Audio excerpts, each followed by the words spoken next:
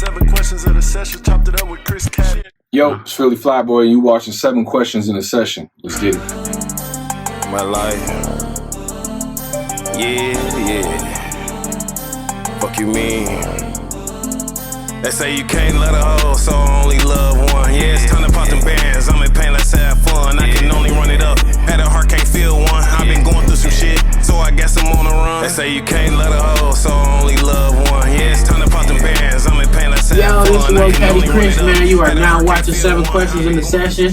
Today I got the Philly FLYBOY up in here, man.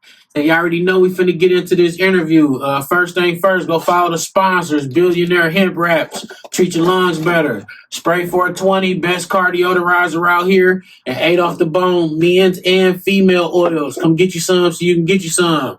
Man, appreciate you for coming on the show, man. Definitely. Hey, shouts out to Baldacci, too. We just shout out to Will, man. You know what I'm saying? We just talked about that. That's the homie. Been knowing him for some years. Just seen him on the packaging. That's what's up. One of the best blunt lines out of Billionaire Hemp Wraps, man. I'm motherfucking smooth as hell, so shout out to the Will. Man.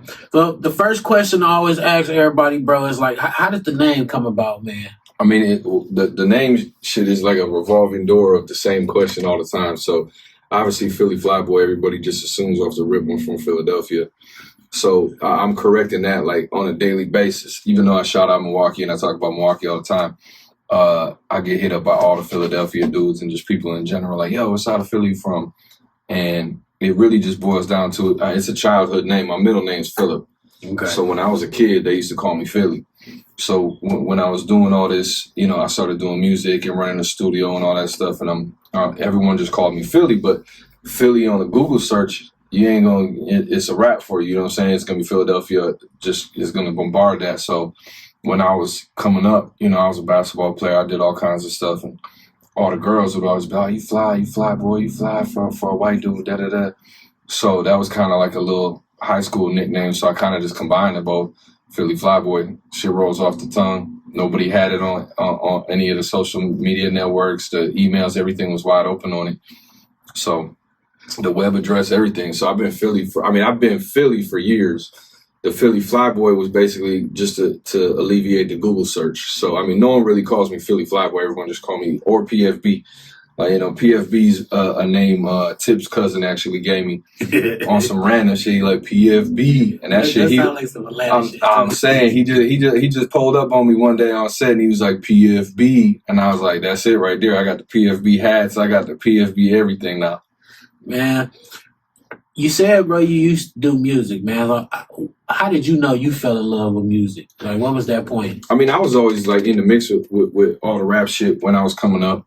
I was getting suspended from school for, you know, in 4th grade for having shit I wasn't supposed to be listening to. Master P CDs stole up out the locker. You already know. My life, me too, bro. Hey, I had Ghetto Dope stole 4 or 5 times. I used to get my ass whooped for ordering and make them say on the box. Bro, the box was, I talk about the box a lot. The box. Ran mom's phone bill up. Bro, listen, the $2.99 joint, or if you want to expedite it, it was like $4.99. And you just call in and play whatever video. But like I remember days when like the new Pac would come out and it would play every like for nonstop. There'd be no other videos. People would just be on that bitch ordering a Pac video. So you literally watch the Pac video like 800 times, and that's kind of where I got the eye for like video, not necessarily for shooting it, but watching it, right? So when I'm looking at the Pac video, first time you just vibing, right? You just checking it out, shit's dope, blah, blah, blah, you love the song, all that. About the 38th time of the day, you watching the background, seeing what they doing back there, the cars, the fire, the extras, you watching all the elements. About 100th time, you breaking down the shots, or at least me, that's how I was. Yeah. So I basically, you know what I'm saying, the box kind of enabled me to look at shit different because the first go around, you just watching it.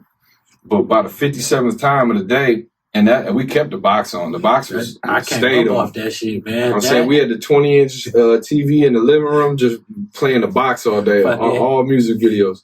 Fucking make them say, L Cool J, all type of shit used to be on there. But that was when videos like meant something, man. Every video though was $1 million, even if that bitch didn't look like $1 million. Back then, I remember I worked with a couple different directors, and I worked with a guy named by the name of Eric White. He's Hype Williams' nephew, and he did all the shit with Hype. If you're not familiar with Hype, you know, did Belly, Hype did every Beyonce. He did Hate Me Now. He did all, like, every big video back in the day that was like something that you remember was a Hype Williams video. And Eric is his nephew, and he worked on set with him. So he shot Belly. He met Tupac. He was with Aaliyah. He was with everybody. And I work with him now. And like he just told me, like, Hype used to charge like $100,000 to $500,000 just to write the treatment. Just to write the idea. Like, if the label came to him and said, yo, Hype, we want you to do this video, he'd be like, bet, send me 6 figures so I can write this idea before the budget of the video. Just send me the bag just to get my idea. I'm saying this is what I'm talking about. Like, back in, this is another crazy story that Eric told me. They were on set and Hype wanted, like, Mr. Childs or some crazy shit like that. Mm-hmm. This motherfucker had someone take a private jet. This is from the video budget. Get in a private jet, go to New York, and bring this shit back to Miami so they could have lunch from Mr. Childs, from New York, Mr. Childs. That's tight paper. Bro, I'm talking about just to get lunch, bro. That's the kind of budgets that Hype was working with back then. That's so dope. And what I'm saying, you got to think about it, too. I mean, that was when a CD was $35, $40. And you had to buy the whole thing. $29. Yeah. That shit. So you couldn't even get the single. You know what I'm saying? You had to buy the whole joint. And that was the only place you could get it from. And everyone had to have a CD. You know, that was the only place you could hear it. Outside of that, you hear it on the radio maybe, but you don't get to hear the album. Yeah. So you would go, and that was when albums mattered too. Like, you wanted to hear the album cuts. You wanted to hear the whole album. So, I mean, the money was flowing at that time. Yep. My first album I ever bought was 400 Degrees. And then Eminem first album. I think they came out around the same time, if I ain't mistaken. I remember I heard 400 Degrees. I had to go buy it immediately after I heard it. I bought it from this man when it was on fucking Fond du Lac. Man, what made you pick up the camera, bro? It was really because we had a label, Cartel Records, in the city, and we were just trying to separate ourselves from everybody else. And I was doing photos, videos. I was the graphics guy. I was busting down the artwork and all that and doing photos and shit. And I was like, man, what do we need to do to separate ourselves from the rest? And it was video. I mean, at this time, it wasn't like how it is now where everyone's got a camera. So it was really just to leverage ourselves in the city to try to be get that notoriety. Because we're from we on the South Side. So the South Side was like dead when it came to music at that time. And I remember you, like, from the club nights, from the textures. And bro, we were the only white dudes, Puerto Rican, Dominicans pulling up on all the black clubs. Like, we would pull up 20, 30 deep with 15 Puerto Ricans to questions, shout out my South Side, and nostalgia, all that. We go everywhere, and it was all love. And that's really, not to be like whatever, but like, it was so, we're segregated. That's just how the city is. But that was a moment in time where I feel like, the North and the South kind of started blending together. Like, we rocked with Ray Rizzy. We rocked with, like, we started dealing with everybody. And then now you see, the younger generation too. There's a lot of, what I'm saying? You see the South and the North and East Side and everybody mixing it up now, which is something dope. Because when I was coming up, it was like North Side by itself, South Side by itself, and that was it. Man, you was around during them times, man. You ever bump into Knowledge? Mm-hmm, for sure. Man, tell him Caddy said what's up, man. That was my woe. That nigga disappeared. I'm saying, I think he just, from what I heard, because that was like the homie, and it was like he was going crazy, right? But I think I think some things on the business side, because, with the radio and whatnot, mm-hmm. I think some things at the radio, and this is just speculation from things that I heard, just kind of, basically, he was very loyal, and then you know how business is, how corporate is. It wasn't even a V100 thing. It was more of like the big company, right? They kind of mishandled some shit with him, and he just felt like, well, I just gave my life to this radio station, and they kind of didn't treat me the way I thought they didn't reciprocate. So I think it just got him sour, and he just said, fuck it. Man, if you happen to see this, well, man, hit me, man. It's easy to get in contact with people, man. Yeah, Knowledge is one of the coolest persons I ever met, man. So nicest too. That motherfucker. For real. He invite me into his home, man. So I know how much of it got to be to fuck with you to even invite somebody into your crib. So I appreciate that, man. If you ever happen to see this, man, hit you up. Next question for you, man. When did you know you had something with matter of fact, before I ask you that, what was that first music video like? I mean, the first The first one we did, obviously, like I said, this isn't a time in an era when there was readily available equipment and things like that. So we did a finesse play. My guy's pop worked for for the news station. He was able to pull a camera from the news station, and that's what we used to shoot, which is crazy. I think channel 12, channel 6, something like that. So we busting down the news camera. Yeah, we're busting down the news camera going crazy. And he also hooked me up with a guy that rented lights. So we had some lights. We had whatever, and then we just do a big dumbass party, like a dumbass party. But I'm saying around this time, like, everybody I fuck with, I'm fucking with like all the hood on the south side, right? So I'm saying like it's a lot of money in that bitch because you already know what time it is. Yeah. You know what I'm saying? So we had a motherfucking party that looked like, I'm talking about a backyard that had maybe capacity of 50, 60 people. We had about 300-400 people in that shit. Because this is when music videos don't happen that often, right? So we like, yo, we shooting a music video. Motherfuckers were geeked. Everybody came out. I'm talking about, we had thousands and thousands of motherfucking, there was probably at least $250,000 in cash, just motherfuckers going crazy with the cash, just dumb shit. And it turned out nuts. The party got way the fuck out of control. You know what I'm saying? It was one of them situations, but the video came out fire. So that was basically the first video that we did. And that was when it was like how successful it went. And then when we brought it out too, the response from it, it was just one of them things where it's like, okay, we on to something. This is what we intended on doing, and this is what we did. Okay. Yo, this your old Caddy Chris, man. This is a quick break from this session brought to you by Holy Trinity Financial. Now, if y'all watch this show enough, y'all know I'm always preaching financial literacy, and it ain't never too late to get your credit together, and now is the time. So Holy Trinity is offering a once-in-a-lifetime chance for people just like you who tired of the scammers, who tired of paying all this money to the credit repair people and not getting no results. They offering a package just for y'all. All y'all gotta do is call this number below or hit the website. Tell them Caddy Chris told you to call. You will get 50% off your first month of credit repair service on behalf of your woe.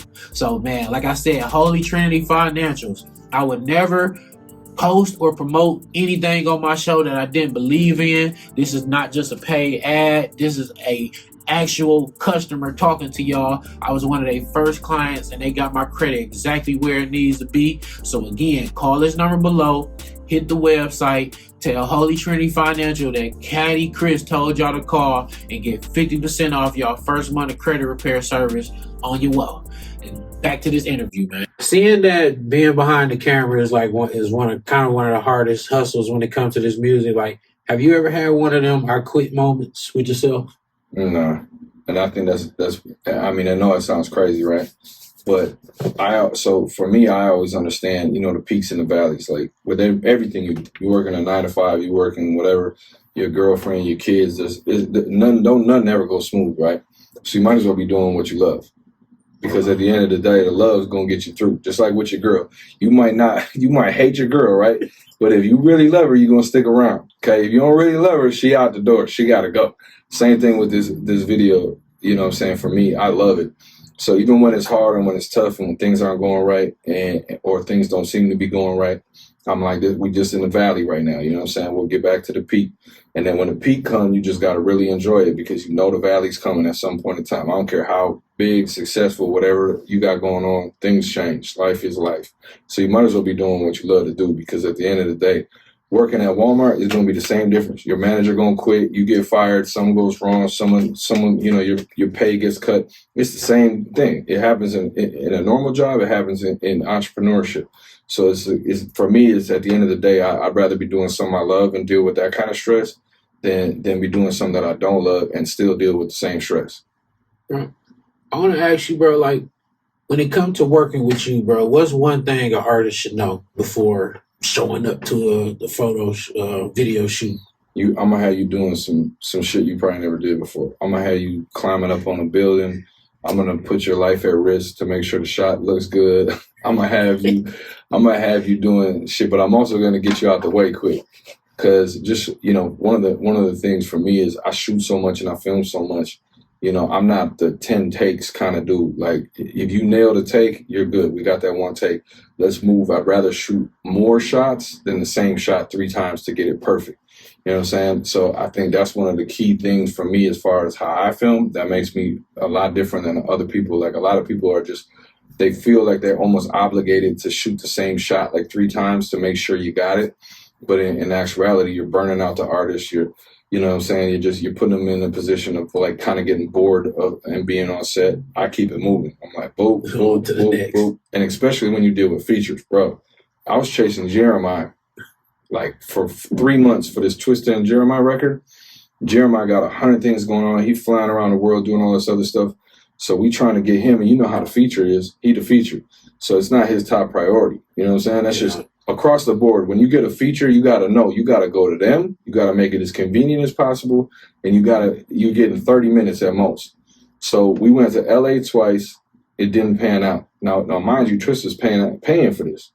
So I had to go to LA twice on his dollar, and we got nothing out of it. Not my fault. I was waiting. We sitting on set waiting for Jeremiah. Traffic got mixed up. The location ran out of time. Long story short, I ended up just pulling up on him in Chicago when he had a show. No lie. That's a hustle right there. I just pulled up because I'm like, yo, he from Chicago. I know he got a Chicago show. I looked on his schedule. Sure enough, he had a Chicago show. I said, bro, listen, just pull up. Literally, where you going to be at? I got you. Boom. We did a skyline shot of Chicago. And he literally showed up with about 10 minutes to spare before the sun went down, and we needed the sun because the rest of the video was like middle of the day, sunny. He pulled up. As he gets out the car, bro, I got the speaker playing already. I'm like, yo, come on. I'm going to get you up out of here before you even get time to worry about anything. Boom, boom, boom. Did 3 takes. See, I literally I shook his hand and left. I didn't even talk to him. Nothing. I'm like, bro, I got the footage. I called a label. I'm like, yo, we good. They're like, all right, bet. What was your favorite video shoot, man? Probably Memories back then. It's the one with Tip, B.O.B., Kendrick Lamar, and Chris Steffens. For a lot of reasons. One, Tip called me with 24 hours notice. You know what I'm saying? I had, this is when Kendrick just started blowing up. I had shot with him like a year prior to this when he was nobody though. So I was geeked to shoot with Kendrick now that he had blown the fuck up. B.O.B. was the homie. Tip was the homie, but Tip rocks like me, right? Tip's the kind of dude like he gonna get to it. He not gonna overthink it. He not gonna try to complicate it, and he not gonna be on the Hollywood shit. He's like, how do we make this happen real quick? Because he basically what was going on was Kendrick was available, which was hard as fuck to do. Chris Steffens, same thing. She had a bunch of stuff going on. Boom, she was available. B.O.B. was available, and Tip was available. They were all in L.A. doing some shit, right? So he's like, bro, we got one day. That's like bro, listen, we got 4 people that are hard to get situated, and they all have this Tuesday off. I know it's Monday, but bring your ass to LA. Let's get it. So we thugged it the fuck out. I'm talking about, bro, I stole construction cones. I'm blocking off the street. I got fake police officer dudes out there. Like, bro, we're on the 6th Street Bridge, which is downtown LA. They shoot hella shit there. We got MTV out there, no permits, no nothing. Kendrick Lamar, we taking up a whole lane of traffic. I got my guy playing the fake police. He waving people through. Bro, we finessed. So it was fun because the finesse, like Tip let me do my thing. Like he didn't question none that I was doing. You know what I'm saying? Like we doing hella illegal shit, and he just like, bet, let's run it.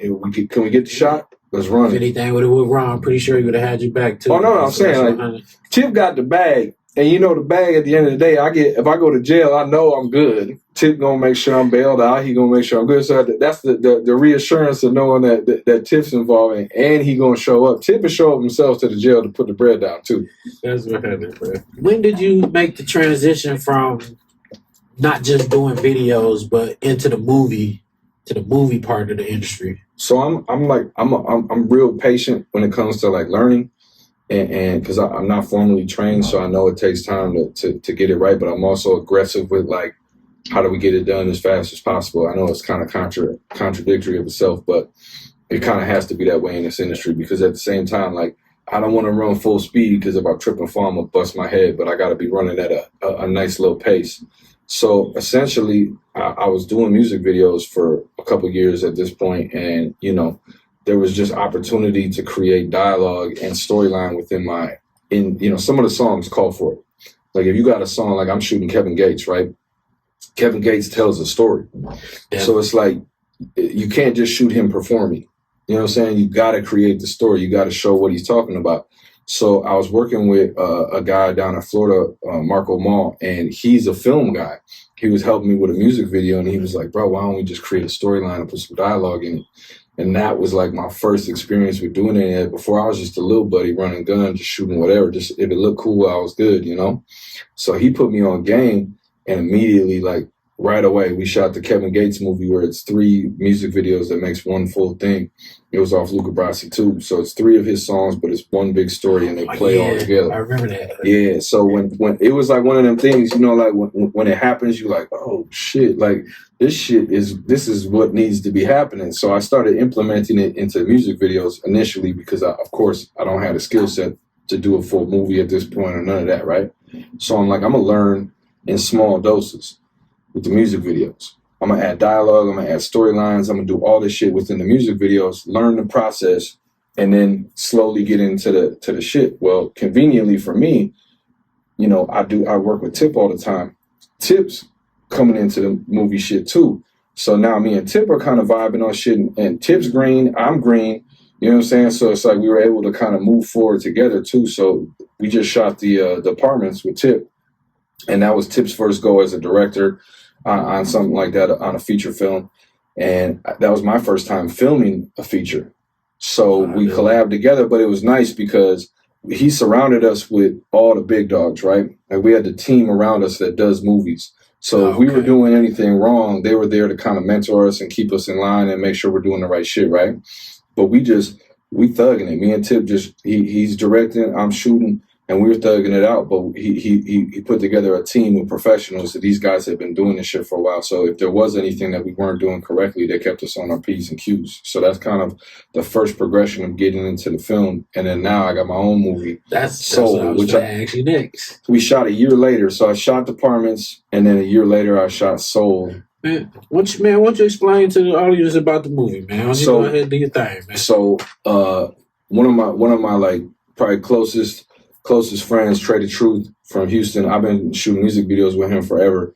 And me and Trae kind of both for the same speed as far as like what's next? How do we do something bigger? How do we make it better? How do we do something, you know, how do we top the last thing that we did? And another guy that's kind of mutual friends with all of us is this guy, Ricky Rich, and he runs Studio 713 in Houston.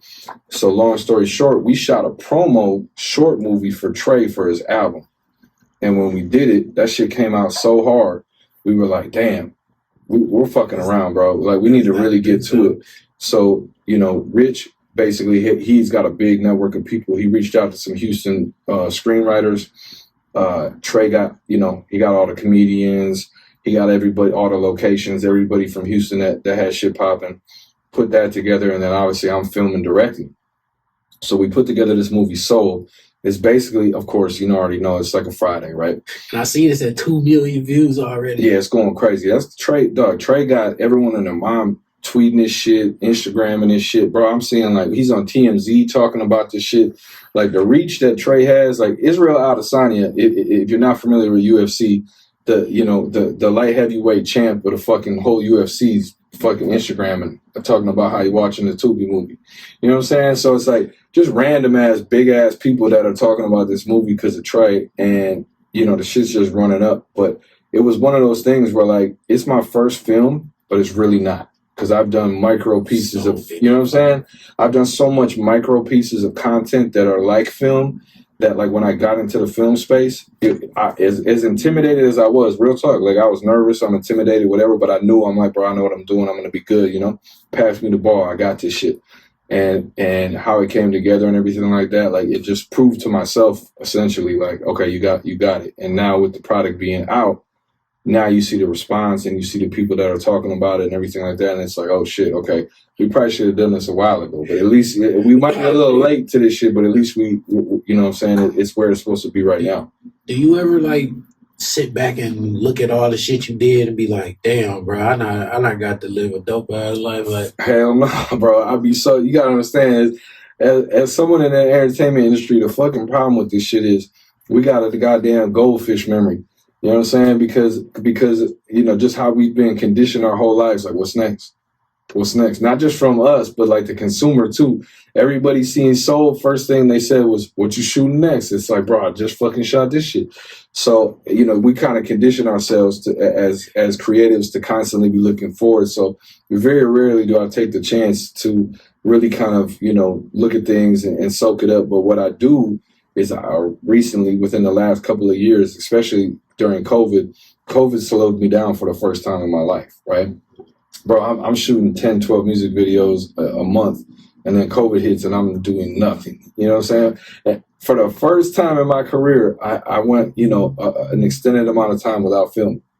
So I'm saying I was able to actually kind of like look through things, and you know when I really reflect is when I got to create the demo reel. So when I create the demo reel of all my work, you know what I'm saying, to showcase my work, and I got to go through everything. Like, you got to go through and pick out your favorite shots, and you basically put them together as a highlight reel, right? Yeah. So when I'm creating that was probably and I hadn't had one at this point. This is my first time doing a demo reel, which sounds crazy because most directors have a demo reel. I didn't. Man, shit, your work speaks for itself. But I'm saying though, but like I'm going through the shots, and it was probably the first time in my career where I was like, God damn, like I'm shooting some shit. You know what I'm saying? But I don't be gassing myself. I don't really be buying into the hype. I just keep it moving because I always feel like, okay, that's cool. But like I got way bigger aspirations, and if I sit here and pat myself on the back, I'm gonna miss the next opportunity.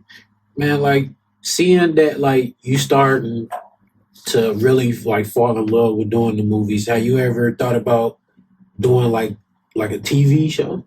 So I actually, the Tip Departments was actually a TV show. That's what it started at? It was started as a TV show, and then because of the different things that were going on in the industry, like the strike and these other things, Tip was having a hard time with distribution because nobody, you know, Tip's a SAG actor, and the SAG actors couldn't put out any work. Okay, yeah. But Tip's sitting on his project, and he was like, well, fuck all this shit. Instead of trying to promote a whole series, I'm just going to put it out by myself, no distributor, on a website, and sell it as a movie. So they went in and re-edited it and put some animation in there and tied the story together through the animation stuff to make it a movie. But that was a series. That was supposed to be a TV series. So when we shot it, it's individual, you know, just like anything, like a series. Of course, they make sense with each other, but at the end of the day, it was re-edited to be a movie just because of all the weird shit that was going on with the strike and everything. Okay. On some Milwaukee shit, man. You see all the other cameramen working. If you could go, who would your favorite one be outside of yourself? I mean, for me personally, I mean, there's a lot of talent in the city, and there's a lot of guys that are now moving around and out in LA and doing all kinds of stuff, which is essentially what it takes to really make it in Milwaukee. You got to leave Milwaukee, but then just bring it home, you know? That's kind of what I did. You know, you got to move around. You got to get out there and get with the big names, and then, you know, I'll always show love to Milwaukee. I mean, I would hope that's what the intention would be, because at the end of the day, that shit, you know, we gotta create this industry here, you know what I'm saying? And it's happening. It's slowly happening. But I mean, for me right now, I mean, there's so many people that I see that like represent the hustle of it, right? Like Ray shot at this motherfucker, dog. I damn near watching his story on Instagram is like just new video. He was here the other day. Yeah, bro. Ray going crazy. He was here shooting some shit the other day. And that's the kind of shit that you need, though, that hustle, that just get to it type shit. No crybaby shit, no whatever. He just getting to it. T glazed it. So me and T, I talk with Ray. I talk with T a lot on social and stuff like that. I always try to support any kind of information they need or whatever's going on. And T, same shit. Like, I think T was trying to figure out his lane as far as like what he was doing. He starts moving around. He's in LA now. He's doing real good. But it's just that the hustle of these guys, you know what I'm saying? Like, willing to sacrifice, getting up out the city, spending money on making sure they're good in different cities. I mean, it's tough. Just pulling up to another city and hoping to God that you got a opportunity there, or you're gonna fuck around and put yourself in a jam is like it's tough. You know what I'm saying? Like, you know, if you go to LA and you know you got an $80,000 a year job set up when you get there, you ain't got a lot of stress. Because you get there, you know you got a check coming in a couple weeks, you good. You got insurance, you got everything. You go out there as a video guy, bro, it's 10,000 video guys out there. So if you go to LA as a video guy, bro, you throwing a motherfucking a small pebble in the lake, bro, and trying to make a wave, bro. It's a rough fucking situation. So anybody that does that kind of shit, I totally respect because I had to do that. And I mean, I think, but there's, I mean, the list goes on with Shot by DH, all these other different dudes, the young dudes too. I mean, these guys are, the consistency I'm seeing, the hustle I'm seeing, it just is reminiscent of what I was doing when I was coming up. So, I mean, that's really what it takes because, 1,000 little moves, 500 medium moves, 10 big moves creates one big ass move. But you got to do what's that, 3,000 moves before you get to the big dog? That shit seemed like the endless journey, but when it hits, and it's fucking crazy because when it hits, it fucking hits, dog. I can be a testament to that. Like when it hits. Bro, who your favorite artist from the city right now? Chicken. No doubt. It was so weird though too because like Rico is manager. I've always dealt with Rico and shit like that, and I was put on Chicken by my guy Randolph like a long time ago, and I fucked with him just because like he kind of embraced that, like it was almost like on some pimp shit, right? And I came up in the pimp era in Milwaukee, you know what I'm saying?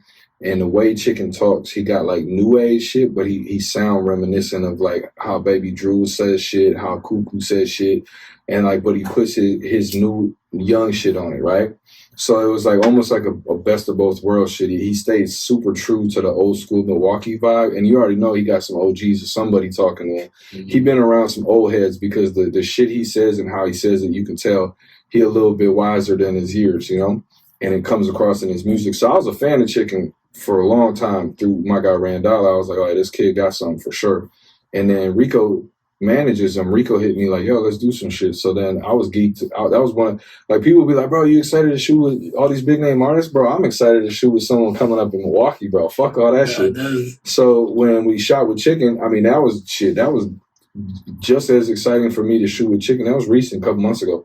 That's just as exciting for me to shoot with Chicken as it is Busta Rhymes, as it is T.I., Kendrick, all that shit. Same shit to me. Somebody from where you from. Bro, that shit feel like we on to something. Come on, let's get it. And if I can be a part of that process, whether I shoot one video or 100 videos, like I don't really care.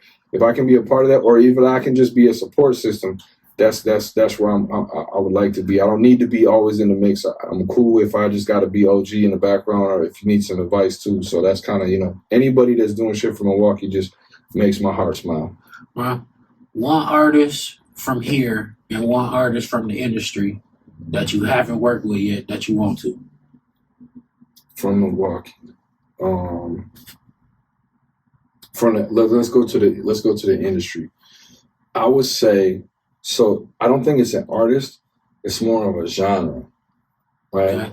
So I would like to do like maybe some rock or some country shit, right? Because I see so many black dudes getting into rock and country now, right? Is one here I fuck with, like I'm high. Bugatti's out. Shout out to Bugatti's out, man. I fuck with him. That's what I'm saying. Like he on that trap country shit. So. The transition shit, so whether like how Jelly Roll basically, right? Yeah. So you see, and it's a lot of dudes that are kind of disrupting that industry because it's usually like a very white dominant industry. Now you're seeing black dudes getting in there and going crazy. And that's always been intriguing to me. So like I would probably say that kind of genre, but I'd want to film with a black artist, not a white artist. No racism shit, just because that kind of shit for me is like, I love to be a part of like because I love to come up, right? I shot with Kevin Gates before he's Kevin Gates, Kendrick before he's Kendrick, J. Cole before he's Kendrick. So to be in an emerging transition in a genre, I would love to be a part of that. Bro, I don't got no horse in this race. I met him sitting in this seat just like I'm meeting you. Like we bumped into each other through the years, but like out of the artists that I've heard going that way, Dog would be the one you should highlight. I've been known dude. Yeah, man. Like, we've talked about 10 times about shooting a video. You already know how that goes. It's just the conversation like, are we trying to do it here? And then I'm not available. Or then he's trying to do it and then he's not available. You know what I'm saying? So it's one of those things for me. I don't ever stress shit like that because I know like if we've talked, then we gotta communication going. Like if it don't happen today, it'll happen next year or 6 months. Like I don't even trip on shit like that. So man, we talk probably. Oh, okay. So y'all know each other. So yeah, no, that's what I'm saying. I've been knowing dude for bro. I'll show you the DMs right now. We've gone back and forth about trying to set up some video shit for years. Oh shit, I ain't know that. Years, my bad. Well, you just said like the country trial. But I'm saying you talking about. I was talking about like on an industry level, like bigger name. Yeah. So no shots to Zoe, not that he's not, you know what I'm saying, doing his thing. But you were specifically asking on the industry side. But he's a good example of the local side doing that too. So that is dope. Certified trapper, probably someone, you know what I'm saying? Shout out the world too, man. Yeah. He got like so for me, here's another thing. So like I would love to shoot with Buddy, but the problem is I don't think my style is for Buddy, right? Because you know, like that real street pull up and shoot shit, Milwaukee shit, like that shit fits that fucking vibe, right? And sometimes I be telling people like, yo, like my style of shooting I'm more on some movie shit, right? I'm trying to shoot like a little movie and some that shit don't really always work. Budget type shit. That's what I'm saying. It's not even the budget though. It's just the look of the video. Sometimes that pull up with your guys, everybody just posted up shit. That shit fits the vibe of the music better than what I'm gonna shoot for you. Even though I think what I'm gonna shoot is dope, but it might not fit that. And I tell people that sometimes I'll be like, bro, I don't know if you need me to shoot your video. You need a T Glazer. You need Ray. You need one of these guys. And I always say that too. I hate that. That's the one thing I hate about Milwaukee is like, okay, doing that one time is cool, but like if all your videos is like just like that, it's just all y'all do is just pull up somewhere and just shoot a video. It's like, but that shit looks so hard though. It do.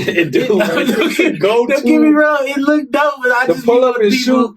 I've been wanting people to just drop some super dope shit. Like instead of doing the same video over and over, man, just widen your thinking a little bit, man. No, I get it. At the end of the day, I think that's why a lot of them dudes tap in with me eventually, because I can give them a different look, even if it's just for one or two of them. You know. You know, like MT Twins hit me, you know, they had been shooting for years, and then they shot one with me, and we changed the whole look of everything they were doing.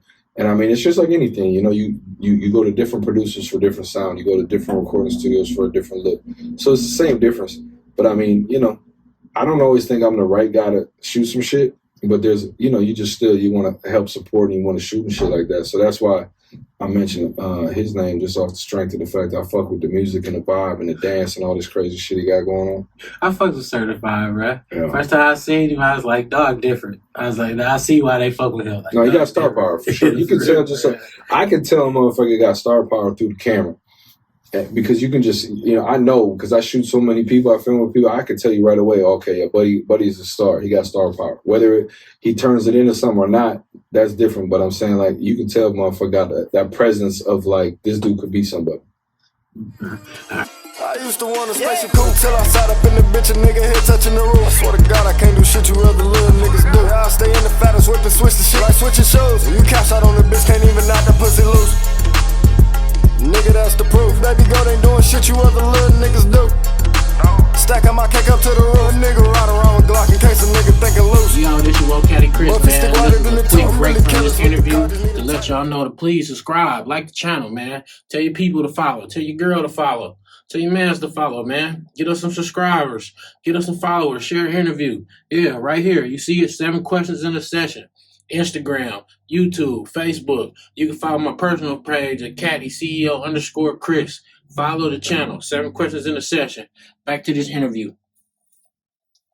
Man, so at your stage of your career now, man, what's your ultimate goal?